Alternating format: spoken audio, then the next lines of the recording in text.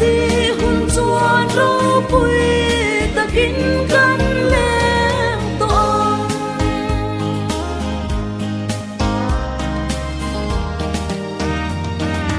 thu thu fa zong zong te i zam lo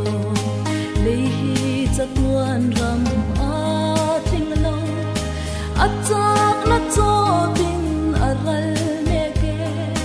lal ne na in tu ro hi kan na le lim na min pe zong chatuan dai lo lal pa lim na min pe zong chatuan a lim na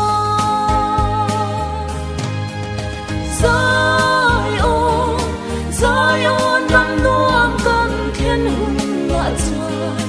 lei lung ngai na hi nu tiang kan chang lali manu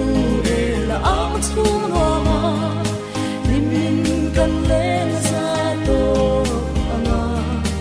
aro pui na kum khua in kan fia to anga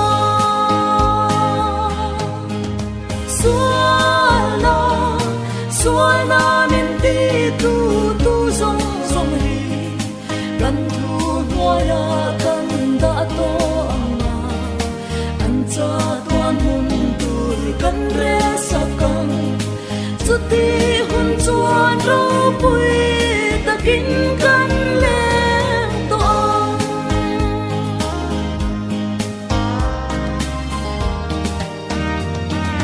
kan dang lai ni ko la diam don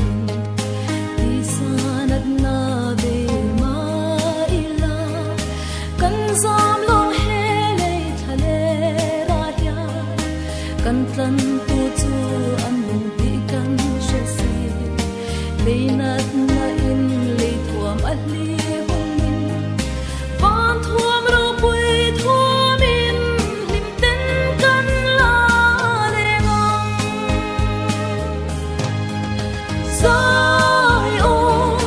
Zion ram nuam kan khen hun nga cha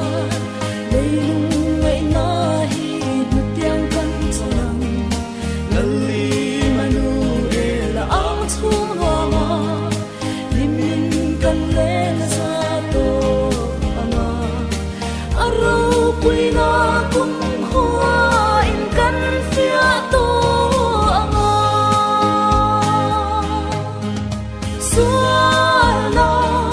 sual na min ti tu zong zong hi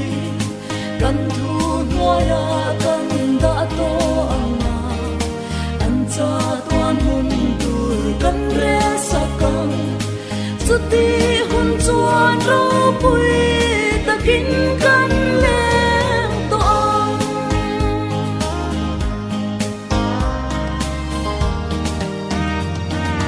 kan ti sa hi pia le dai ka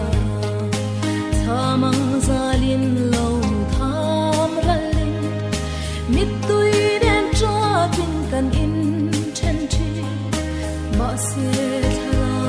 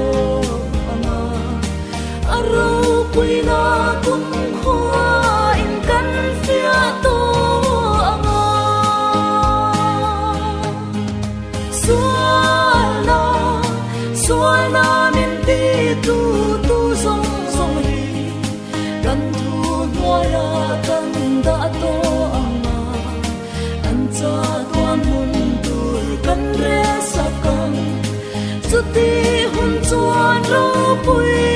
takin kan